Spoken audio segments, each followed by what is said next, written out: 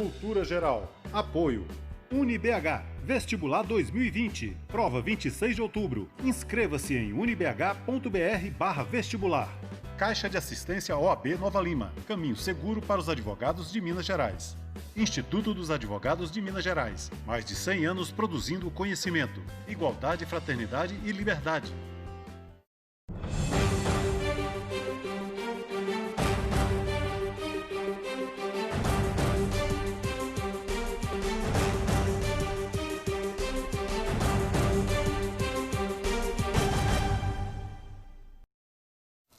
Olá, sejam todos bem-vindos aqui ao Geral. Bom, hoje, como foi feito na chamada, a gente vai falar mais uma vez aqui, para a gente encerrar esse assunto de vez, né, da lei de abuso de autoridade, agora aprovada, né, depois de derrubar os vetos, e a gente precisa só colocar os pingos nos is e falar um pouco desse assunto, mas antes de entrar nessa seara, lembrando aí mais uma vez, eu tenho feito durante essa semana, vindo com alguma peça do corpo rosa, né?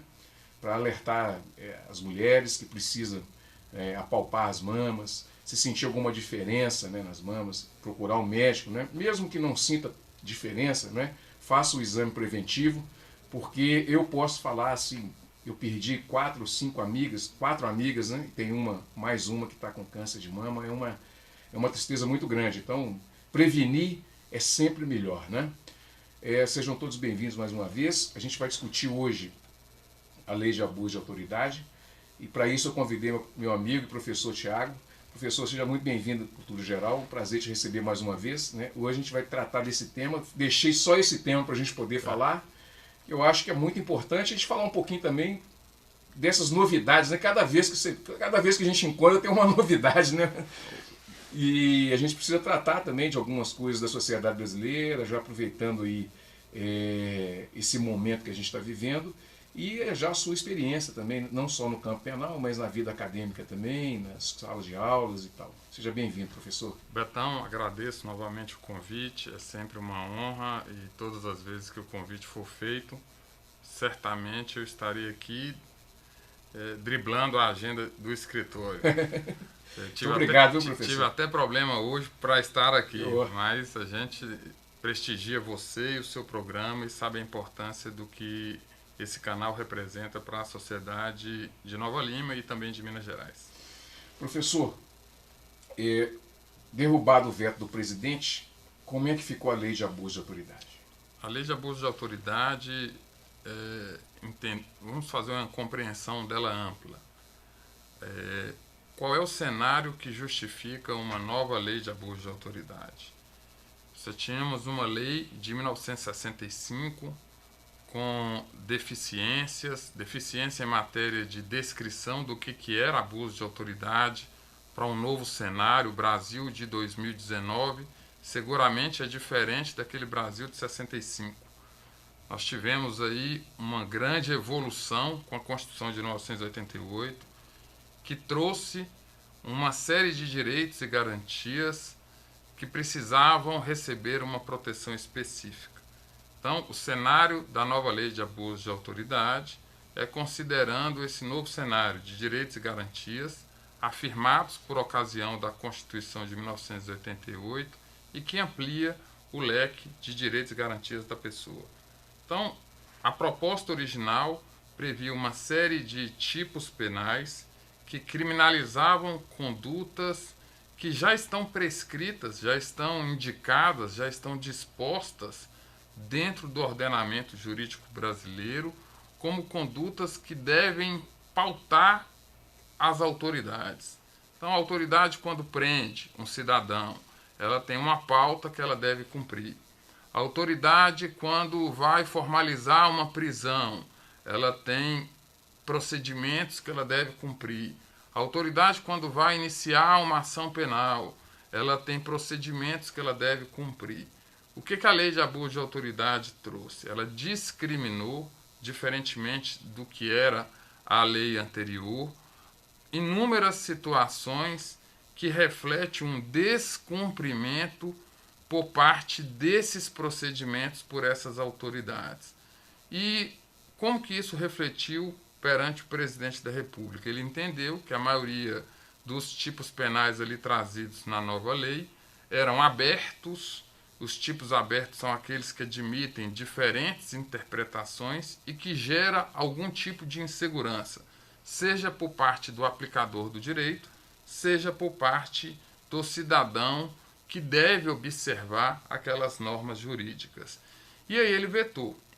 E aí se tem um jogo entre presidente da República e Congresso Nacional. Esse jogo ele não vai terminar com a lei de abuso de autoridade. Na realidade, foi mais um teste para mostrar quem tem a maior força política, e vai ser a tendência do governo Bolsonaro, essa disputa política, e também, penso eu, decorrente de um movimento da OAB, no sentido de aqueles dispositivos interpretados como subjetivos, como inseguros, como abertos, mas sobretudo que refletiam na atuação prática do advogado no ambiente judicial ou no ambiente policial por força da OAB, e tem muitos representantes da OAB no Congresso Nacional, mobilizou e acabou gerando o resgate da redação original de muitos desses dispositivos. Então, o cenário que nós temos atual é um cenário de uma lei com a redação original mantido aí pelo menos 80% daquilo que era originalmente, né? Professor, a afirmação da lei de abuso de autoridade também é uma vitória dos direitos fundamentais, das garantias fundamentais? Na realidade, eu penso um pouco diferente, apesar de manifestar, de ver com algum otimismo a lei de abuso de autoridade. Eu penso que nós temos várias ferramentas para afirmar direitos fundamentais, entre os quais o papel do educador, da educação. Nós temos, para além da educação, uma questão de tradição. No Brasil, a tradição não é respeitar direitos fundamentais, muito embora previsto expressamente na Constituição. A tradição nossa é a tradição que antecede a Constituição de 88 e que, infelizmente, é um cenário que precisa ser modificado. O processo de modificação é lento. 30 anos de Constituição não foi suficiente, muito embora já se vê ações dando mostra de que é possível uma cultura que respeite direitos e garantias fundamentais. Então, Betão, eu não acredito por si só na força de uma lei. Uhum. Nós precisamos mais do que uma lei para mudar uma cultura. E nós temos vários exemplos na nossa realidade brasileira que mostra que lei não muda hábito. O que muda hábito é um processo de reafirmação, processo de educação, mas também, em alguma medida, um processo legislativo. Então, eu não acredito por si só na lei, não acredito que a lei ela vá restaurar a condição do cidadão por si só, mas tem no corpo dela dispositivos que criminalizam o excesso e não a atividade regular de juízes, policiais e membros do Ministério Público. Pelo contrário, o bom profissional, o profissional que procura seguir a lei com esmero, que estuda, que aplica com convicção de que está fazendo justiça e contribuindo para a sociedade, este profissional, este servidor, este membro, seja do Poder Judiciário, seja do Ministério Público, ou seja da Polícia, não corre o risco de suportar consequências. E a lei, nesse ponto, ela é muito clara. Tem um dispositivo da lei, que é o artigo 1º, no inciso 1º, veja como que está prescrito. E isso inibe esse temor geral de que a lei vai, de algum modo, atrapalhar, ou vai embaraçar, ou vai criar dificuldades para se investigar ou se processar no Brasil. Olha como é que está disposto no artigo 1º da lei. As condutas descritas nesta lei constituem crime de abuso de autoridade quando praticadas pelo agente com a finalidade específica de prejudicar outra pessoa, de beneficiar a si mesmo ou a terceiro, ou ainda que por mero capricho ou satisfação pessoal. Ou seja, eu não tenho no espectro, no leque de aplicação da lei, situações em que a pessoa está imbuída de boa-fé e de um compromisso com a justiça no espectro de cometimento de crime de abuso de autoridade. Então, a finalidade específica com que move o agente vai ser determinante para verificar se tem de fato uma situação excessiva, e a lei traz nos seus tipos penais situações que são eminentemente excessivas. Não são situações ordinariamente excessivas. Ou seja, para constituir crime de abuso de autoridade, eu preciso de um excesso flagrante, de um excesso injustificado, de um excesso manifesto. Quem usa essas expressões? O próprio legislador. Quando você checa para a segurança do cidadão e para a segurança das autoridades, quando você analisa explicitamente os textos que constituem os crimes, que está gerando tanta repercussão dentro da sociedade, essa é uma repercussão que move a polícia, preocupada se vai poder investigar, é uma preocupação que move o Ministério Público, preocupado se poderá formular acusações, e é uma preocupação que passa pelo Poder Judiciário, preocupado se poderá ou se não poderá prender ou usar daquele instrumental que o Estado tem contra a delinquência. A mensagem, e veja, a mensagem de um advogado, não é uma mensagem de um agente público, é a mensagem de um advogado. O bom operador pode continuar aplicando a lei da forma que sempre aplicou. A lei de abuso de autoridade, ela não visa a inibir a atuação do bom operador. Afinal de contas, perceba, a lei é de abuso, e abuso é excesso. Uhum. Abuso não é atuação ordinária, não é uma atuação legal, não é uma atuação dentro dos moldes previstos na legislação. Uma outra pergunta, professor.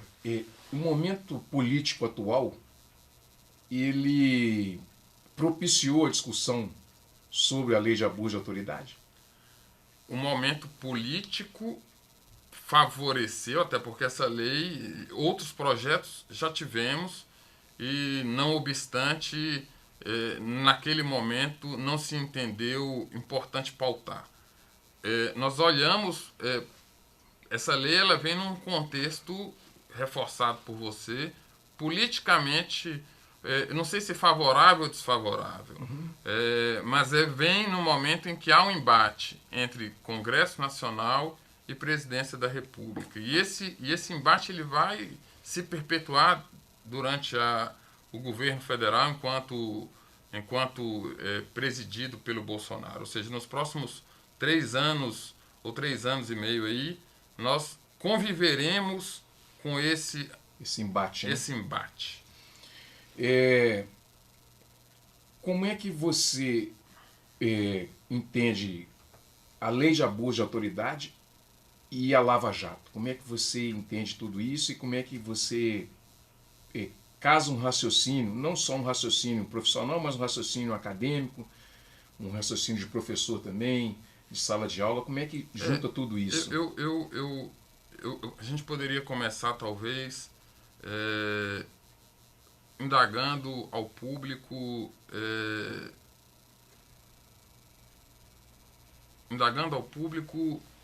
se os fins justificam os meios. Ou seja, se em nome do combate à criminalidade o Estado pode ter uma atuação irrestrita. Eu acho que essa é a primeira pergunta. O Brasil, o legado da Lava Jato foi mostrar, na minha opinião, como estamos mal administrados em alguma medida, seja nas suas esferas públicas, ou em algumas privadas, e como que a corrupção ela hoje integra o modo de viver brasileiro. Então, assim, e é um legado triste, não é um legado que temos orgulho. Isso é efeito da Lava Jato. Agora, a indagação principal, na minha opinião, é se os fins justificam os meios. Se a ciência e a consciência dessa realidade justifica uma atuação à margem da lei por parte de quem é investido da autoridade de seguir a lei. Então, na Lava Jato, ela teve vários excessos por parte do Ministério Público, vários excessos por parte da polícia e vários excessos por parte do seu protagonista, que seria talvez o Sérgio Moro. Esses excessos se justificam em nome do fim maior de proteger o Estado brasileiro? A pergunta que eu sempre me faço: os fins justificam os meios? E a Lava Jato trouxe e está trazendo, e o Supremo Tribunal Federal tem votado algumas questões que refletem exatamente isso. A própria figura do delator foi uma figura que foi muito estimulada no ambiente da Lava Jato, por uma lei até então recente, a Lei 2.850, de 2013, e na sequência aí de ano e meio depois, você já vê ela com uma profusa aplicação por parte dos operadores. E é uma lei que, a despeito de trazer alguns procedimentos para a figura da delação premiada, ela não esgotou uma série de situações e deixou para quem esgotar isso? Para o Judiciário. O Supremo Tribunal Federal ontem decidiu por 7-4 que a posição do delator deve vir antes da manifestação do delatado. Essa é uma situação não prevista originariamente na Lei 12.850, mas que intuía-se que assim iria acontecer, porque você olha para a Constituição de 1988 e observa o legislador preocupado com direitos e garantias que não foram objetos de preocupação por parte do aplicador, no caso concreto, na hipótese Sérgio Moro. Então, assim, como que a gente, de algum modo, relaciona a lei de abuso de autoridade com a Lava Jato? Há situações no ambiente da Lava Jato que, se acontecessem num cenário de vigência da atual lei de abuso de autoridade, ela não está vigente ainda, a vigência dela é para o início de 2020, seguramente constituiriam crime e seriam prontamente inibidas por parte daqueles que suportariam as situações de abuso. E teriam mecanismos para isso. Porque, veja bem, Betão, eu insisto que lei não muda uma realidade, mas lei é uma etapa de uma cultura. Então, a só existência do direito, se tivéssemos um cenário de Brasil ideal, em que esse direito fosse construído de forma inteligente nas escolas, na própria faculdade, e que a sociedade tivesse um amadurecimento capaz de entender o que é direito e o que não é direito, ou seja, se estivéssemos num cenário ideal, não precisaríamos de uma lei de abuso de autoridade com a descrição que ela tem. Eu até digo, a redação pode não ser a melhor, poderíamos ter até redações melhores na lei de abuso de autoridade, se tivesse tido mais reflexão, se tivesse tido mais diálogo com a própria sociedade civil, se tivesse compreendido. Mas a redação do jeito que está, bem ou mal, e um cenário que nós temos de cultura, de violação de direitos, ela vem em alguma medida para tentar inibir. É claro que a lei por si só, insisto, ela não é auto-aplicável. Nós vamos precisar das mesmas autoridades, ou se não de outras autoridades, que são implicadas ou que podem ser implicadas. Quem vai dizer se um delegado violou, se cometeu um abuso de autoridade? É o Ministério Público. Quem vai dizer se foi o Ministério Público que cometeu um abuso de autoridade? Se não, talvez isso passa, seja por uma autoridade da Polícia Civil, seja por uma autoridade do próprio Ministério Público e, no final, pelo próprio Poder Judiciário. Bom, deixa eu fazer um intervalo. Vou fazer um intervalo, tomar uma aguinha, um minutinho só. Daqui a pouquinho a gente está de volta com mais Cultura Geral. Não saia daí.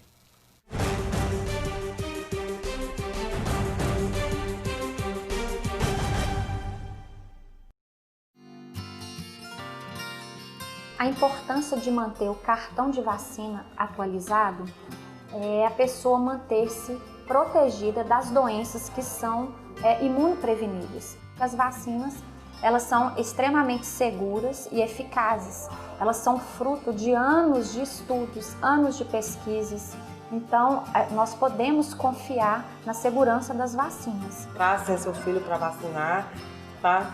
Contra essas doenças ruins. Igual hoje eu trouxe ele para vacinar contra a meningite.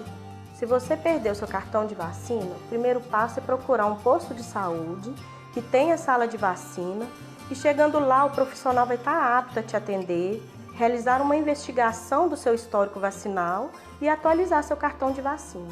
E dia de vacina tem que trazer mesmo, tem que largar os compromissos tudo e trazer para tomar, porque não é fácil não, a gente tem que proteger, né?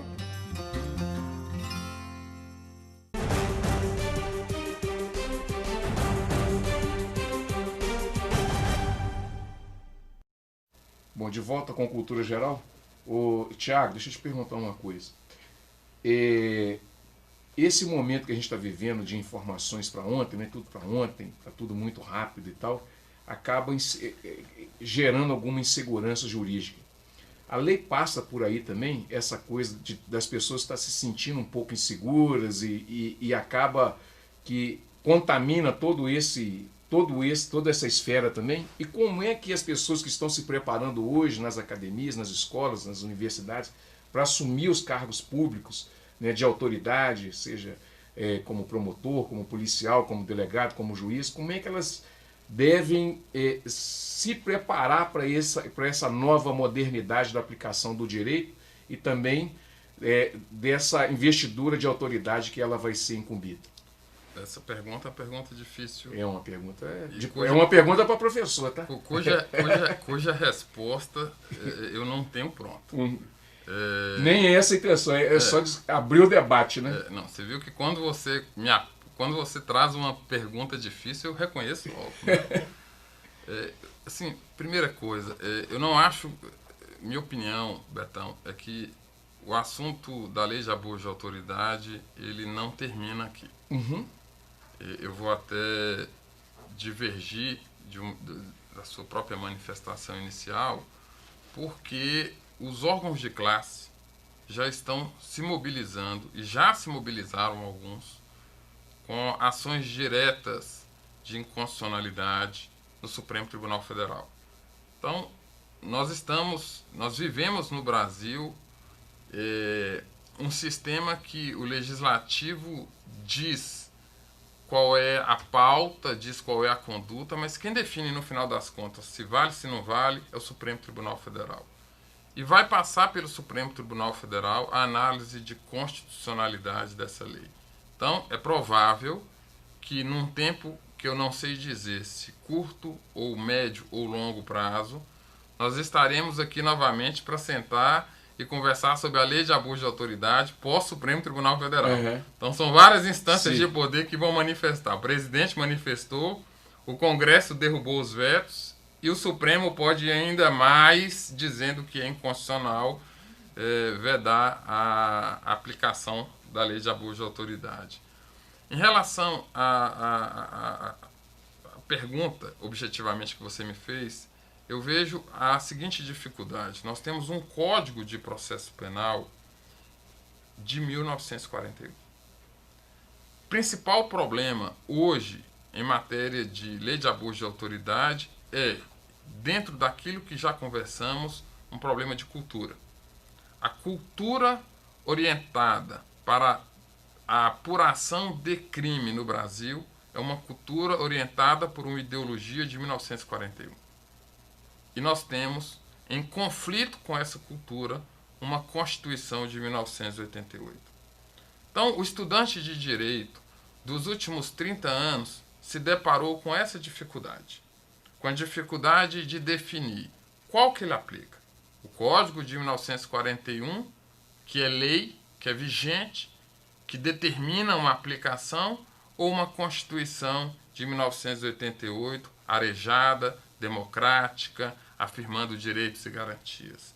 Para que o público perceba qual a dificuldade que passa o operador do direito em direito penal. Você tem um Código de 41, com detalhe. O que inspirou esse Código de 41 foi um código italiano fascista. Então, a herança do nosso código, ainda vigente, é um código fascista. conflitando com uma Constituição democrática. Então aqui eu tenho dois poderes em permanente conflito. Os operadores do direito aplicam o que? A orientação melhor que se tem é para aplicar o código influenciado pela Constituição. E por vezes nós vemos o contrário. Nós vemos uma aplicação do código à margem da Constituição. A lei de abuso de autoridade, ela vem estabelecer, criminalizar procedimentos que são eminentemente procedimentos que devem ser seguidos à luz da Constituição. Então, em alguma medida, eu não acredito por si só na força da lei, sem um caráter educacional, mas eu acredito que muitos dispositivos que estão ali procuram a afirmação de direitos que estão na Constituição. Então, nessa medida, a lei vem num momento importante para reafirmar aquilo que está na Constituição. De uma forma que poderia ser de uma forma melhor? Poderia. Poderia ser de uma forma mais propositiva e eficiente? Poderia. A lei tem falhas, muitas falhas. Mesmo com os vetos, mesmo com a retomada dos vetos, mesmo com a análise por duas instâncias diferentes, que era o Executivo e o Legislativo, e ainda assim com uma instância judicial, a lei apresenta falhas? Apresenta falhas. Mas ela vem numa sucessão em que muda penas, porque a lei anterior estava defasada em quantidade de pena. Não que pena, insisto, direito penal não muda uma cultura de uma sociedade. Acaba sendo mais um instrumento. Então, eu não acredito por si só na força do direito penal. Mas é a primeira vez, Betão, em que a discussão envolve a criminalização de quem não é o destinatário geral, que é a sociedade civil. É a primeira vez que a lei vem, e a discussão ela é importante, é relevante, que ela vem criminalizar o excesso por parte daqueles que estão investidos de aplicar corretamente a lei. Então, o legado que a lei deixa é um legado de observar para direitos e garantias fundamentais, a despeito do Código de 41, e procurá-los reafirmar na atuação prática, seja da polícia, seja do Ministério Público e seja do Poder Judiciário.